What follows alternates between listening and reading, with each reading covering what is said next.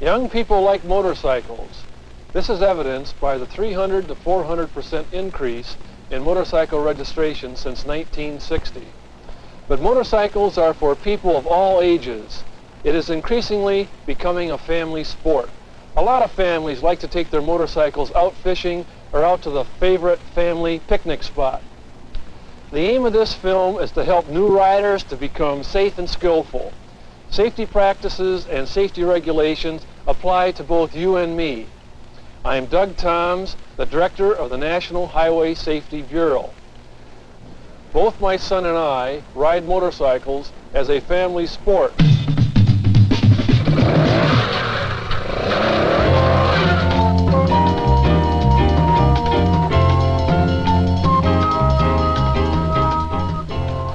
Off-road motorcycle recreation, like this enduro, is a lot of fun.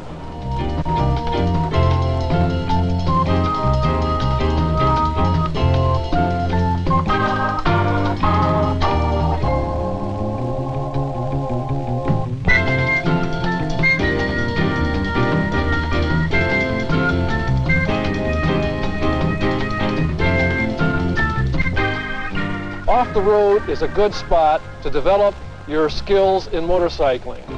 A spill is painful. You might break a clutch handle or you might bend a fender. But in this environment, you can really profit from your mistakes. On the other hand, the potential for collision and injury on our streets and highways make mistakes there especially dangerous. For these reasons, we strongly endorse motorcycle driver education.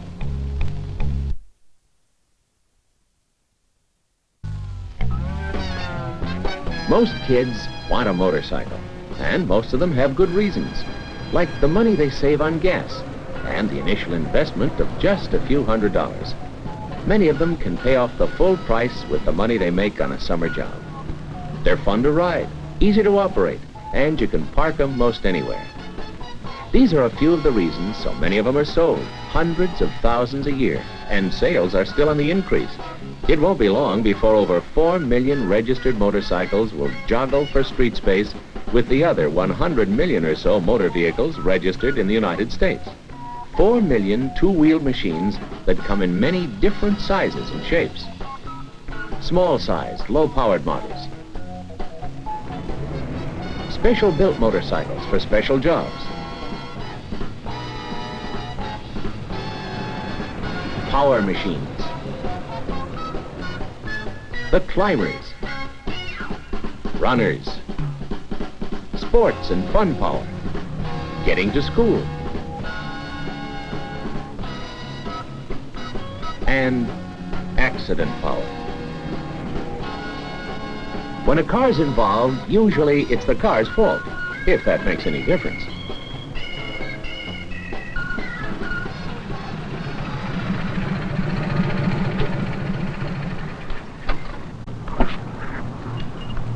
What makes the big difference in preventing most accidents is better training for the motorcycle operator. Most motorcycle accidents occur in the first few months when the operator is just learning to ride or is on a borrowed or rented machine. Usually our reports read insufficiently trained or lack of skill. Insufficiently trained, only minimal skills. That's why so many states now require a special license to operate a motorcycle. They want proof that a rider can control a motorcycle properly right from the start.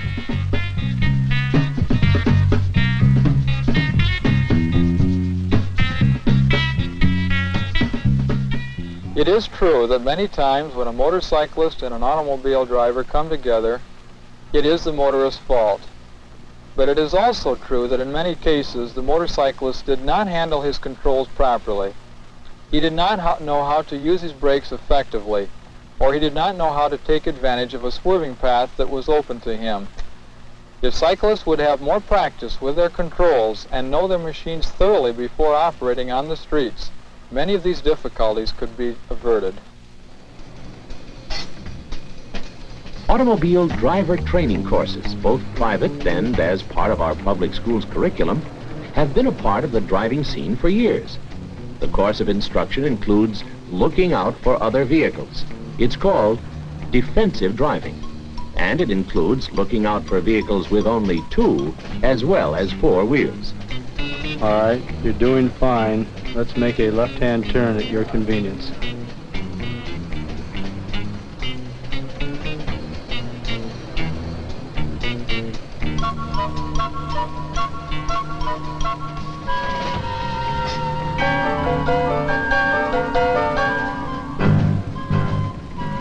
I just didn't see him. A major factor in defensive driving is that a motorcycle is so small compared to a 4-wheel vehicle, so that many drivers of cars don't observe or see the motorcycle or the rider. Therefore, we must all practice defensive driving, and defensive driving is a matter of attitude and the determination to do everything reasonably possible to avoid being involved in a preventable accident, regardless of whatever the other driver may do, or even while driving under adverse driving conditions. As a traffic educator of 20 years, I am deeply concerned about the cooperative use of our streets and highways by our 2- and 4-wheeled operators. Hundreds of thousands of high school and college young people are riding motorcycles today.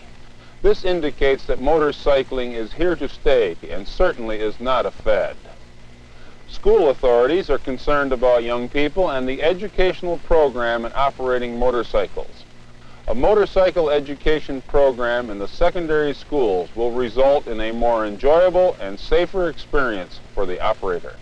As potential motorcycle drivers, or as potential car drivers, I think you must realize that there is an obligation and responsibility on your part to learn to share the road. So with the educational improvement in regards to motorcycles, the dangers of driving a motorcycle will decrease, the accident rate will decrease, and you will be a lot safer on the highways.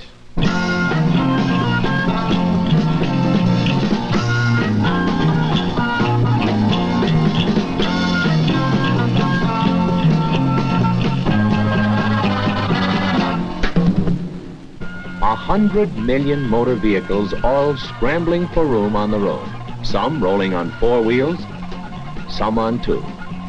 All operating under laws which apply to all motor vehicles licensed for street use. Most riders are male between the ages of 17 and 24 and possess the coordination and aptitude to become proficient in operating and controlling a motorcycle. The Uniform Vehicle Code defines a motorcycle as any vehicle equipped with a saddle or seat and designed to travel on not more than 3 wheels, excluding a tractor. This is a motorcycle. Now for the controls. This pedal is the rear wheel brake. Just push it down with your foot. It also turns on the stoplight on the back of the motorcycle. The front brake lever, located on the right side of the handlebars. Squeeze it to apply braking power to the front wheel. Learn to use the front brake in coordination with the rear brake. The throttle, also on the right side of the handlebars. Twist it toward you to increase speed and away to slow down or stop. The fuel valve, turn to on position before starting your machine and off when transporting your motorcycle. The ignition key, on and off. Your operator's manual or motorcycle dealer will show you where it's located on your particular model. The choke. In cold weather, it may be necessary to close the carburetor choke until the engine warms up. Consult your dealer or instructor. The Kickstarter is operated by pushing down rapidly with your foot. Some models are equipped with an electric starter, which is activated by pressing a button. The clutch lever is located on the left side of the handlebars. Squeeze it, and the engine is disengaged from the transmission, like neutral on a car. When the clutch lever is gradually released back to the full out position, the engine is again engaged with the transmission. The gear shift pedal. It may be located on either side depending on the make and model of your machine. Operate this pedal with the appropriate foot and toe to shift gears. Your dealer or instructor will demonstrate the gear shift pattern for your particular model. Motorcycles are becoming an increasingly important means of transportation, both economically and in business and in recreation. We foresee the day when, because of our population increase and the under-designing of our streets, that motorcycles will be a much more major form of transportation than what we have today. Before we actually start the engines, each of us will in turn become thoroughly familiar with the controls, where they are and how they operate, where they are and how they operate. Practice, practice, practice.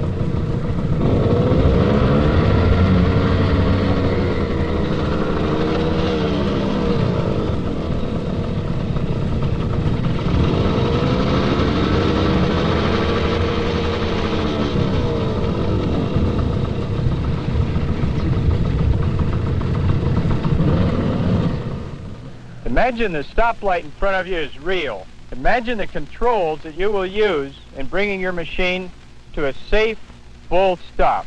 Then proceed across the intersection when the light turns green.